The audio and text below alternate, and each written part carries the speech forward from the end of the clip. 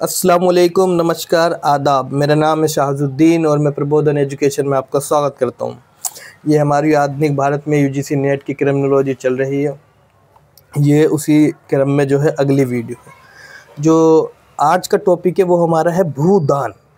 अब भूदान होता है क्या? देखो, भू का मतलब होता है भूमि, भू का मतलब होता है भूमि और दान का मतलब किसी को जो है दान देना। ठीक है, तो अब भूदान जो था ये एक आंदोलन था जिसको जो है आचार्य विनोबा भावे ने चलाया था।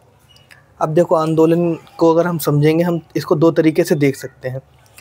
आज़ादी के बाद में, स्वतंत्रता के पश्चात में 1950s के टाइम पे जो है ये आंदोलन चला था। अब जो भूमिहीन लोग थे, यानी जो ऐसे लोग जिनके पास भूमि नहीं थी, दो स्तर पर उनकी मदद की जा सकती थी। एक तो ये था कि सरकार जो है सरकारी स्तर पर, यानी सरकार जो है कानून बनाए, और दूसरा था एक गैर सरकारी जो है गैर सरकारी। तो ये जो था एक गैर सरकारी जो है मूवमेंट था, भूदान आंदोलन, जिसको जो है आचार्य विनोबा भावे ने चलाया था। इसमें इन्होंने जो है जगह जगह पर जाके लोगों से आग्रह किया था कि आप जो है अपनी भूमि का 1/6 भाग जो है दान में करें। अब इन्होंने इस आंदोलन की शुरुआत कहाँ से की थी? तो इस आंदोलन की शुरुआत इन्होंने तेलंगाना से की थी। तेलंगाना में एक गाँव है जिसका नाम है पोचमपल्ली। ठीक है, ध्यान रखना, तेलंगाना में गांव है पोचमपल्ली से। तो इन्होंने भू आंदोलन की जो है सर्वप्रथम शुरुआत करी थी। तो शुरुआत करने के बाद जब इन्हें वहाँ पे जो है भूमि दान में मिली, तो इन्होंने आगे जाके गांव गांव गए और वहाँ से जो बड़े बड़े ज़मींदार थे उन लोगों से आग्रह किया कि आप जो है भूमि जो है दान कीजिए, स्वेच्छा से दान कीजिए। अगर स्वेच्छा से कोई व्यक्ति भूमि दान करेगा तो ये आगे क्या करेंगे? आगे जो भूमिहीन लोग हैं, ऐसे लोग जिनके पास कोई भूमि नहीं है, तो उन लोगों को ये भूमि दी जाएगी। ये देखा जाए तो एक बहुत बड़ा जो है इनिशिएटिव था भाई आचार्य विनोबा भावे की तरफ से, कि जो भूमिहीन लोग हैं उनकी मदद की जा रही है। तो ये जो है सबसे पहले आंदोलन अगर पूछा जाए कभी भी तो तेलंगाना में, यहाँ से क्वेश्चन यूजीसी नेट में आ चुका है, इसलिए मैं बोल रहा हूँ। तेलंगाना के पोचमपल्ली गांव से जो है सबसे पहले इन्हें दान में दिएगा। आगे चलकर ये जो है एक्सटेंड हो जाता है और यूपी और बिहार में हम देखते हैं, फिर आगे चलकर उड़ीसा, महाराष्ट्र में भी जो है इस आंदोलन का जो है विस्तार होता है। तो ये एक इतने बड़े पैमाने पर ज़मीन ली गई। 1956 में कहा जाता है लगभग 40 लाख एकड़ ज़मीन, 1956 तक लगभग 40 लाख एकड़ ज़मीन आचार्य विनोबा भावे ने जो है एकत्रित कर ली थी दान के रूप में, और आगे चलकर उसे जो है जो भूमिहीन लोग हैं उन लोगों में वितरित करना था। तो इसलिए इसे रक्तहीन क्रांति भी कहा जाता है। रक्तहीन क्योंकि बिना रक्त बहाए एक ज़मीन का हिस्सा ले लेना। अगर कभी भी पूछा जाए पेपर में कि कितना लेना था, तो 1/6 भाग। अगर मान लीजिए आपके पास जो है 600 बीघा ज़मीन है, तो उसमें से जो बड़े बड़े ज़मींदार थे 6000 बीघा या और बड़े बड़े, तो उन लोगों से कहा कि आप उसका 1/6 यानी लगभग जो है 100 बीघा जो है आप दान कर दीजिए। अब यहाँ से क्वेश्चन जो है मैं बताने जा रहा हूँ आपको, यहाँ से कई बार यूजीसी नेट में क्वेश्चन पूछा गया है कि आचार्य विनोबा भावे जो है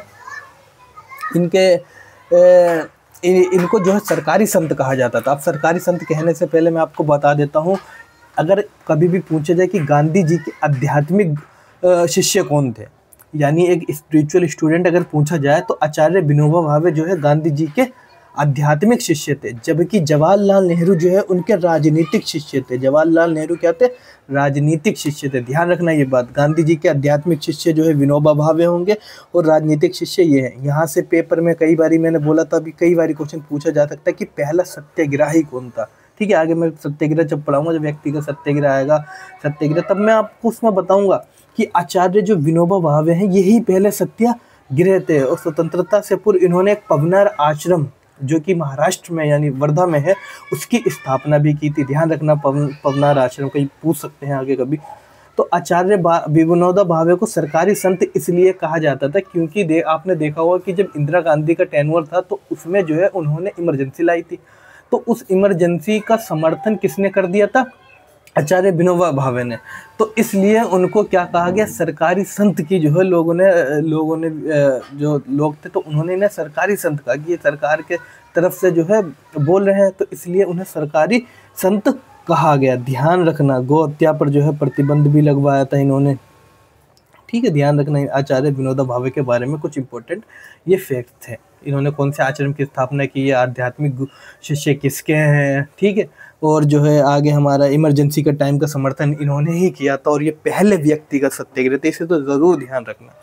तो भू आंदोलन आप समझ गए होंगे क्या था। तो इन्होंने जो है बड़े बड़े ज़मींदार जिनके पास अथाह ज़मीन थी उनके पास जाकर आग्रह किया, आप जो है अपनी भूमि का 1/6 भाग, कौनता भाग, 1/6 भाग जो है दान कर दें। अब भाई ये बहुत बढ़िया चीज़ है, ग्राम दान करा लोगों ने, बड़े बड़े भूमियाँ जो है दान भी करी, छठा हिस्सा दान किया, बहुत सारे लोगों ने जो है दान में किया। लेकिन इसकी एक नकारात्मकता हमें क्या देखने को मिलेगी भी आगे मैं बताऊंगा। तो जो भूमिहीन कृषकों को जो है हजारों एकड़ ज़मीन मिली, सीमांत किसानों को जो है हजारों एकड़ भूमि मिली। अब जो किसान तो आप समझ रहे हैं, कृषक जो होते हैं सीमांत किसान होते हैं, तो इन लोगों को इतनी बड़ी तादाद में दी गई, लेकिन उसके बाद भी ये आंदोलन जो है सफल नहीं होता है। क्यों सफल नहीं रह जाता? सबसे पहला कारण तो इसका ये था कि 1960s में तक आते आते ये कमज़ोर पड़ जाता है। कमज़ोर पड़ने का जो सबसे बड़ा कारण था, जो भूमि दान में दी जा रही थी वो अधिकांश या तो बंजर थी, या बलुआही थी, या पड़ती थी, या पथरीली थी। आम भाषा में अगर करना चाहो तो लोगों ने ऐसी भूमि दान में दी जहाँ पर खेती नहीं हो सकती थी, जो या तो फिर बंजर थी, जहाँ पर हो भी सकती थी तो जो है अत्यधिक मेहनत करने की ज़रूरत थी। तो कृषि योग्य जो है भूमि ही नहीं थी, ऐसी भूमि दान में कर रहे। कुछ ने तो जो है लड़ाई झगड़े वाली प्रॉपर्टी जो है उस भूमि को जो है दान में दे दिया। तो इसलिए आगे चलकर हम देखेंगे ये आंदोलन जो है 1960 तक कमज़ोर पड़ जाता है। कमज़ोर पड़ने का इसका जो प्रमुख उद्देश्य था वो यही था कि ये भू आंदोलन जो है कमज़ोर पड़ा, क्योंकि लोगों ने जो दान में दी है वो बंजर बलुआही पथरीली भूमि दी थी। ध्यान रखना आप। राजनेताओं के पास आज भी हम देखेंगे अथाह संपदा रहती है। राजनेताओं के पास देखो ना, अभी इनके तो विदेशों में भी जो है बंगले अंगले होते हैं।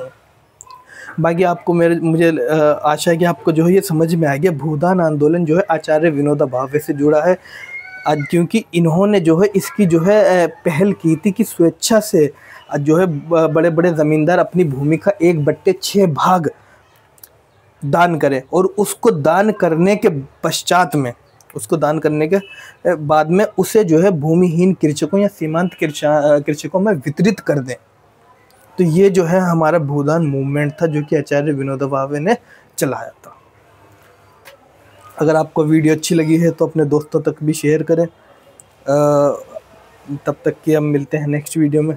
जय हिंद, जय भारत।